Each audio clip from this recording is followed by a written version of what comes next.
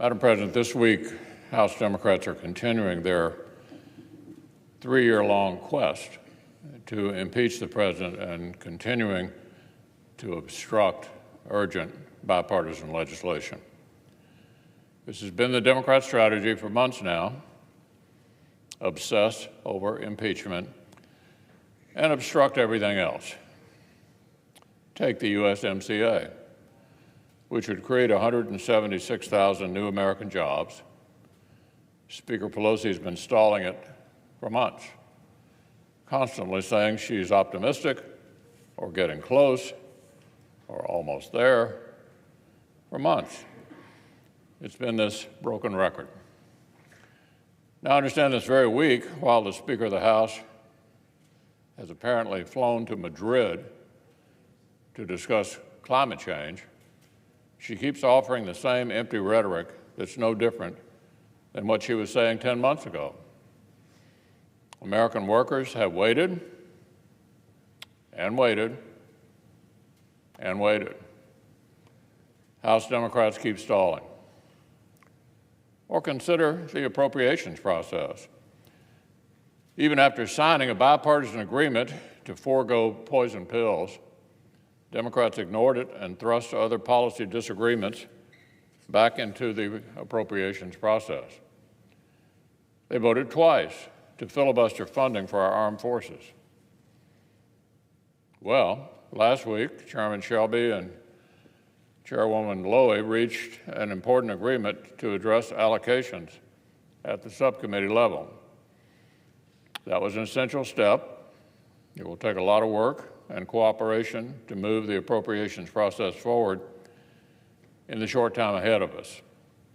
Our Democratic colleagues will finally need to rediscover that our men and women in uniform are more important than their partisan fights.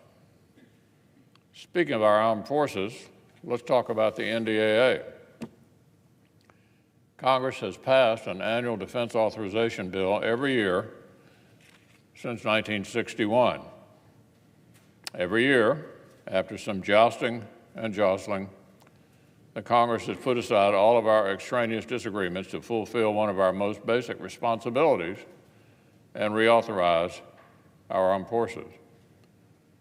But remember Democrats' new playbook: obsess over impeachment, obstruct everything else, including apparently even our troops and national security.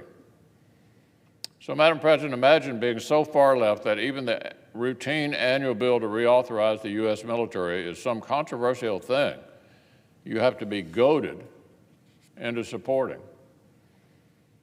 House Democrats abandoned long-standing traditions of compromise and larded up the NDAA with partisan policy riders for what appears to be the first time ever in either chamber.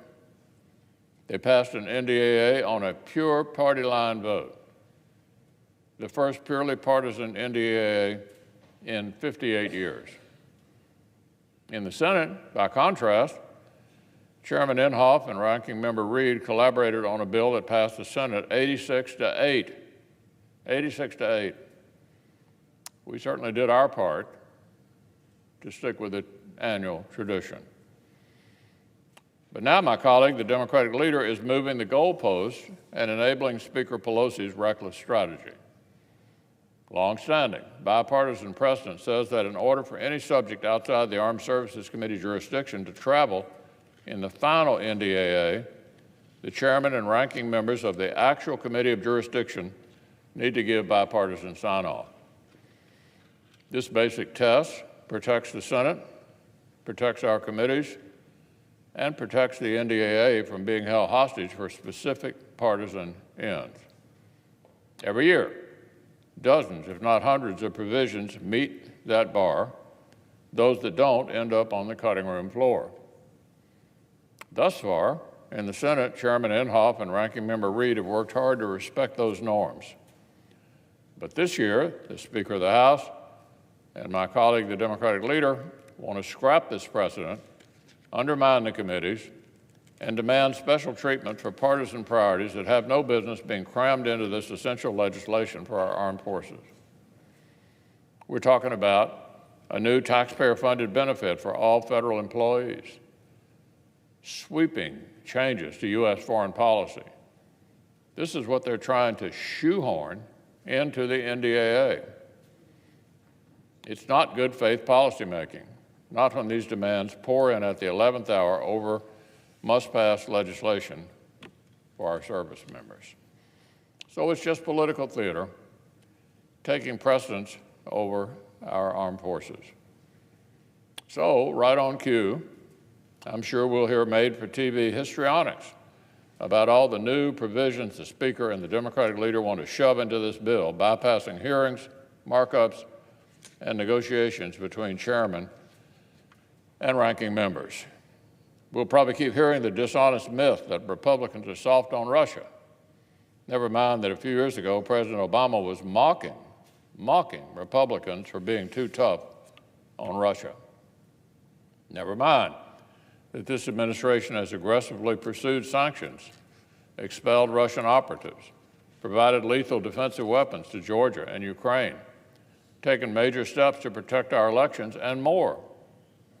Just more bluster and histrionics to distract from the core fact, which is crystal clear to the entire country. There is no legislation, no matter how crucial, that Democrats will not obstruct in order to pick fights with this president.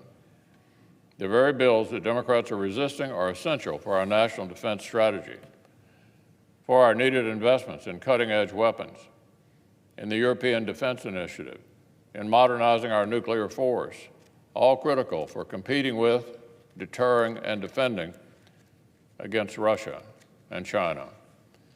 If Democrats divide Congress over non-defense issues and kill these bills, they'll have played right into our adversaries' hands.